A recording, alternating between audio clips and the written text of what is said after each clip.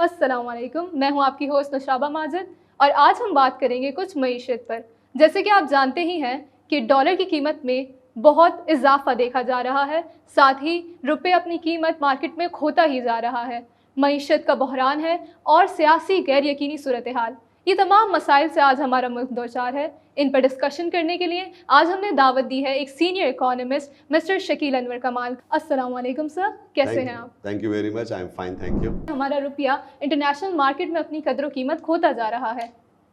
नौशाबा, ये बड़ा अहम सवाल है क्योंकि रीसेंट वीक के अंदर हमने एक रिकॉर्ड हाई देखा डॉलर की कीमतों के अंदर, और इस वक्त पाकिस्तान के अंदर सबसे सस्ती चीज़ जो है वो पाकिस्तानी रुपया है, और बाकी महंगाई का बहुत ज़्यादा रुझान है। और ये महंगाई जो है वो सिर्फ पाकिस्तान में नहीं है, एक इंटरनेशनल फिनोमेना है, और इसकी जो वजह है वो पाकिस्तान का जो बजट डेफिसिट है और ट्रेड डेफिसिट है, जो इतना ज़्यादा बढ़ता चला जा रहा है, जिसकी वजह से रुपया अपनी कदर खोता चला जा रहा है। यकीनन इसकी जो अवामिल हैं वो बहुत सारे हैं, इसकी रीज़न्स बहुत सारी हैं, और ये आज नहीं गिरा है रुपया। गुज़िश्ता 3-4 सालों के अंदर रुपया अपनी कदर खोता चला जा रहा है। और जब आप जानते हैं कि जिस वक्त पीटीआई की हुकूमत 2018 में आई थी, उस वक्त 118-120 रुपए का डॉलर था, और आज 190 रुपए डॉलर हो चुका है। गो कि ये जो नई हुकूमत आई है वो फ़कत 1 महीना ही हुआ है उसको,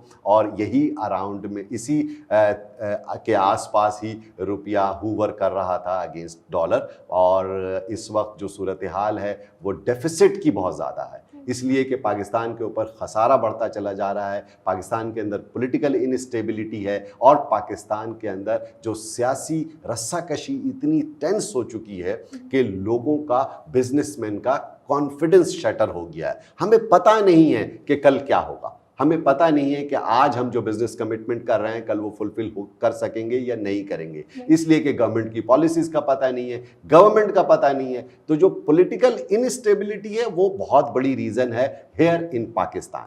हाँ, अक्रॉस द वर्ल्ड अगर आप देखें तो जाहिर है कोविड के बाद जिस तरह से महंगाई में इजाफा हुआ है, जिस तरह से पूरी दुनिया में महंगाई की लपेट में आया हुआ है, ना सिर्फ पाकिस्तान बल्कि यूरोप और अमेरिका के अंदर महंगाई बहुत ज़्यादा बढ़ गई है। गैसोलीन की कीमतें बढ़ गई हैं, रोज़मर्रा जो अशिया हैं हमारी इस्तेमाल की, उनकी कीमतों में बहुत इजाफा हो गया है, क्योंकि लॉजिस्टिक्स महंगी हो गई हैं, बिजली की कीमतें महंगी हो गई हैं, गैसोलीन की प्राइसेस महंगी हो गई हैं, जिसकी वजह से महंगाई बढ़ी है। महंगाई बढ़ने की वजह से हम, चूंकि आप जानती हैं कि इंपोर्ट के ऊपर ज़्यादातर इन्हिसार है हमारा, और तकरीबन 60 से 65 अरब डॉलर की हमारी इंपोर्ट्स हैं, और उसके मुकाबले में हमारी जो एक्सपोर्ट्स हैं वो सिर्फ 24 से 25 अरब डॉलर के टारगेट्स पर हैं, जो कि एक बहुत बड़ा डिफरेंस है। और ये डिफरेंस जो है हमारी रुपए की कदर को दिन ब दिन तनज़्ज़ुली का शिकार कर रहा है।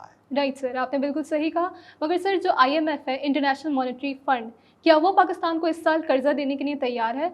और अगर हाँ, तो क्या शराइत और ज़वाबित उसके साथ लागू किए जाएंगे? देखिए, इस वक्त जो अनसर्टेन सिचुएशन है ना, इसकी वजह IMF भी है, क्योंकि ज़ाहिर है 18 मई को उनके साथ एक मीटिंग डिस्कस हुई है। अभी रीसेंट पास्ट के अंदर ही आप जानते हैं कि पाकिस्तान के foreign minister Miftah Ismail America भी गया और उनके साथ निगोशिएट कर करके आए, और उन्होंने जो पैकेज है पाकिस्तान का उसको रिवाइज करने की बात की। लेकिन चूंकि पाकिस्तान के ऊपर कर्ज़ों का बोझ है और IMF को अपने कर्ज की वापसी की भी फिक्र है, तो वो कुछ ऐसी सख्त शराइत डालना चाह रहा है जो कि पाकिस्तान की हुकूमतें उसको फुलफिल नहीं कर रही हैं। लास्ट टेन्योर के अंदर इमरान खान साहब जिस वक्त वज़ीर आज़म थे, तो जाते जाते उन्होंने एक पॉपुलर फैसला किया था, और वो फैसला ये था कि पेट्रोल की और बिजली की कीमतों को फ्रीज कर दिया था। 150 रुपए पर पेट्रोल की कीमत टिल जून उन्होंने फ्रीज कर दी कि जी हम इससे ज़्यादा बढ़ाएंगे नहीं। हुकूमत बदल गई, शहबाज शरीफ साहब वज़ीर आज़म बन गए, और उसके बाद उन्होंने 2 दफ़ा ओगरा की जो समरी है प्राइस रिवाइज करने की, उसको मुस्तरद कर दिया। उन्होंने भी यही पॉपुलर फैसला आगे बढ़ाया। अब जाहिर है जब आप महंगा पेट्रोल खरीदेंगे तो सस्ता कैसे बेचेंगे? IMF की पहली शर्त यह है कि आप पेट्रोल को इंटरनेशनल प्राइसेस के मुसावी लेकर के आएं और सब्सिडीज खत्म करें। इसकी वजह से जो नई हुकूमत आई है उसको अपनी आवाम में पजीराई हासिल करने के लिए, पॉइंट स्कोरिंग करने के लिए ये पॉपुलर डिसीजन रख रही है और कीमतों में इजाफा नहीं कर रही है। लेकिन कीमतों में इजाफा नागुज़ीर है। IMF की दूसरी अहम शर्त यह है कि आपकी जो टैक्स कलेक्शंस हैं उसको आप बढ़ाइए और आप टैक्स नेट को इंक्रीज कीजिए। तीसरी अहम बात, IMF ये कह रहा है कि आपका जो गर्दिशी कर्जा है उसको ख़त्म कीजिए, क्योंकि 30 से ज़ायद पावर कंपनीज इस वक्त बंद पड़ी हैं। गुज़िश्ता 3-4 साल के अंदर पावर कंपनीज ने बिजली की प्रोडक्शन में कमी की है। 30 के करीब पावर कंपनीज बंद पड़ी हुई हैं, जिसमें चाइनीज़ भी पावर प्लांट्स हैं और दीगर पावर प्लांट्स हैं जो कि बंद हैं। इसकी वजह से आप एनर्जी क्राइसिस भी देख रहे हैं। जो हमारी डिमांड है उसको फुलफिल नहीं कर पा रही सप्लाई, और हम बिजली कम बन रही है पाकिस्तान में और बिजली की कमी है इस वक्त, जिसकी वजह से लोड शेडिंग का सामना पंजाब में बहुत ज़्यादा है और इवन पाकिस्तान भर के दीगर शहरों में भी आपको लोड शेडिंग मिल रही है। और जब एनर्जी क्राइसिस होगा तो फैक्ट्रियां बंद हो जाएंगी, फैक्ट्रियों के अंदर शॉर्ट हो जाएगा, वर्किंग आवर्स कम हो जाएंगे, मुश्किलात आएंगी, तो प्रोडक्शन उस एक्सटेंट में नहीं आ जाएगी। तो ये डर लग रहा है कि जो एक्सपोर्ट्स हमारी जिस लेवल पर है उसमें भी खुदा ना खास्ता कोई कमी ना आ जाए। तो IMF से निगोशिएशन में जो गवर्नमेंट के इनडिसीजन बिहेवियर हैं उसमें भी डिले हो रहा है। अगर वो जल्दी फैसला करे और IMF के साथ निगोशिएट करे तो हमारी पेमेंट बहाल हो जाएगी, हमारा लोन बहाल हो जाएगा और शायद हम आगे चल सकेंगे। Correct sir, I agree with all your points.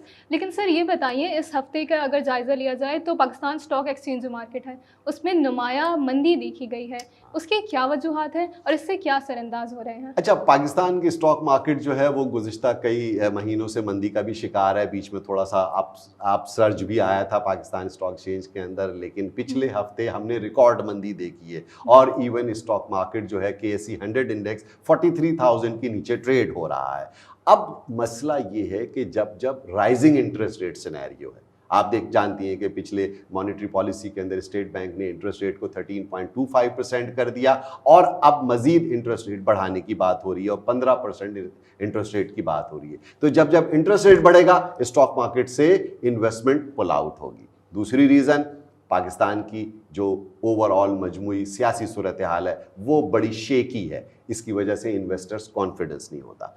दूसरी अहम बात यह है कि इंटरनेशनली भी अगर आप देखें तो राइजिंग इंटरेस्ट रेट सिनेरियो है। अभी रिसेंट पास्ट के अंदर UK ने इंटरेस्ट रेट बढ़ाया, अभी अमेरिका ने इंटरेस्ट रेट बढ़ाया, इंडिया ने इंटरेस्ट रेट बढ़ाया। तो सब जगह पर इन्फ्लेशनरी प्रेशर इतना ज़्यादा है कि महंगाई की वजह से उनको अपने इंटरेस्ट रेट बढ़ाने पड़ रहे हैं और पाकिस्तान में भी इंटरेस्ट रेट बढ़ाना इनके लिए नागुज़ीर हो गया, जिसकी वजह से स्टॉक मार्केट के अंदर हमें बड़ी शदीद मंदी की लहर नज़र आ रही है। ठीक है सर, आपने बजानिब कहा। ये बताइए, शब्बर जैदी साहब का ट्वीट आया है कि उन्होंने कहा पाकिस्तान को 2 साल के अरसे में अपनी तमाम लोन्स की रीपेमेंट करनी है, चाहे जो भी सूरत हाल हो। तो सर आपका क्या कहना है, क्या पाकिस्तान का भी श्रीलंका की तरह दिवालिया निकल आएगा? उफ, ये बड़ा इंपॉर्टेंट सवाल है और बड़ा ही सेंसिटिव भी है, क्योंकि शब्बर साहब ने ये ट्वीट इसलिए की, सही है कि पाकिस्तान को नेक्स्ट 2 ईयर्स के अंदर 2024 तक $10 बिलियन रीपेमेंट करनी है IMF को। ठीक है, अब उसको मैं सही से आपको समझाता हूं क्योंकि लोग हमारे यहाँ एग्जैजरेट भी कर लेते हैं। अगर हम IMF के साथ हमारी रीस्केड्यूलिंग नहीं होती है तो हम डिफॉल्ट लाइक सिचुएशन में भी आ सकते हैं श्रीलंका की तरह, इसमें कोई शक नहीं है।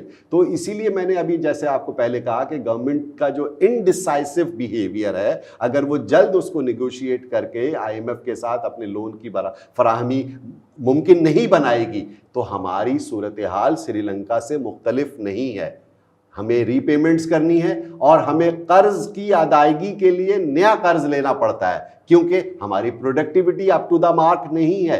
आपको मैंने बताया कि इंपोर्ट्स हमारी बहुत हाई हैं और एक्सपोर्ट्स हमारी कम हैं, और इतना बड़ा जो ट्रेड डेफिसिट है इसके साथ साथ जो बजटरी डेफिसिट है वो भी बहुत ज़्यादा बढ़ गया है। और IMF की एक शर्त ये भी है कि आप अपने तरक्याती फंड्स में, तरक्याती बजट में नुमाया कमी करें।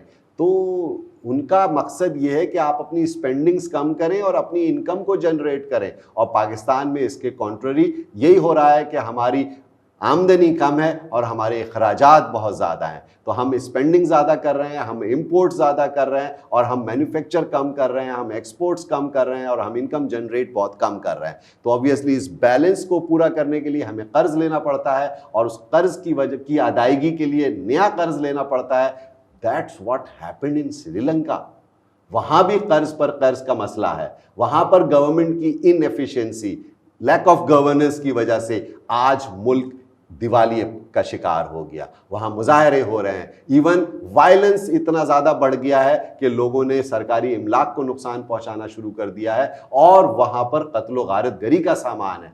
खुदा न खास्ता हाकिम बदहन पाकिस्तान ऐसी सूरत हाल से गुजरता है तो हमारे यहाँ क्या होगा। अभी जो लेटेस्ट सूरत हाल है कि लोग नर्वसनेस का शिकार हैं, अनसर्टेनिटी इतनी ज़्यादा है कि अभी पता नहीं है कि अपोजिशन जो है, इमरान खान साहब जो हैं वो कोई मार्च की और किसी धरने की और कोई कॉल देने वाले हैं। अगर ये ऐसी सूरत हाल होती है तो अनारकी मज़ीद फैलेगी और ऑब्वियसली अगर मुल्क बंद होगा, शहर बंद होंगे, कस्बात तो देहात बंद होंगे तो लॉजिस्टिक्स कैसे मुमकिन होगी। जो कारोबार चल रहा है वो भी बंद हो जाएगा। तो ये बहुत मुश्किल सूरत हाल है और इसमें हमारे बड़ों को ये समझना होगा कि इस सूरत हाल में सही फैसले और पाकिस्तान के लिए एक प्रॉपर इकोनॉमिक प्लान बनाया जाए फॉर नेक्स्ट 10-20 ईयर्स और उस पर तमाम सियासी पार्टियां कंसेंसस करें और एक एग्री करें और उस पर कोई डिस्टर्बेंस ना हो। हुकूमत चाहे शहबाज शरीफ की हो, चाहे पीपल्स पार्टी की हो, चाहे पीटीआई की हो, एक इकोनॉमिक रोड मैप को सब लोग फॉलो करें, तभी हमारे लिए बका का मामला है, हम बच सकेंगे। वरना ये डेफिसिट, ये कर्ज का बोझ हमारे आम आदमी की कमर तोड़ देगा और तोड़ चुकी है। आप जानती हैं कि रोज़मर्रा की अशिया कितनी महंगी हो गई हैं। IMF की शर्त है कि आप पेट्रोल पर, गैस पर, बिजली पर सब्सिडी ख़त्म करें तो लामहला पेट्रोल की कीमतों में इजाफा नागुज़ीर है, लामहला बिजली की कीमतें बढ़ेंगी और जब ये बढ़ेंगी तो आप जानती हैं कि महंगाई किस तरह से और इजाफा होगा महंगाई में। तो it's a alarming and challenging situation. Right sir, thank you so much for your analysis. आपने हमारी बहुत रहनुमाई की, बहुत शुक्रिया कि आपने इन अहम मसाइल पर रोशनी डाली। तो नाजरीन, आज हमारे साथ सीनियर इकोनॉमिस्ट मौजूद थे जिन्होंने हमें पाकिस्तान की संगीन सूरत हाल के बारे में आगाह किया। मगर जहां ये तमाम मुश्किलात भरी ख़बरें हैं वहीं पर हमें उम्मीद बहार भी है। मैं आज के प्रोग्राम का इख्तिताम इस शेर से करूँगी कि गिर रही हैं जो शाखें तो पत्ते भी आएंगे, गिर रही हैं जो शाखें तो पत्ते भी आएंगे, आज दिन हैं बुरे तो कल अच्छे भी आएंगे। उम्मीदें बहार रखिए, हमारे साथ जुड़े रहिए। आइंदा आने वाली खबरों से मज़ीद बाखबर रहने के लिए हमारे चैनल को ज़रूर सब्सक्राइब कीजिए और बेल आइकन को बजाना ना भूलिए। आपकी मेज़बान आपसे इजाज़त चाहती है। अल्लाह हाफ़िज़ व नासिर।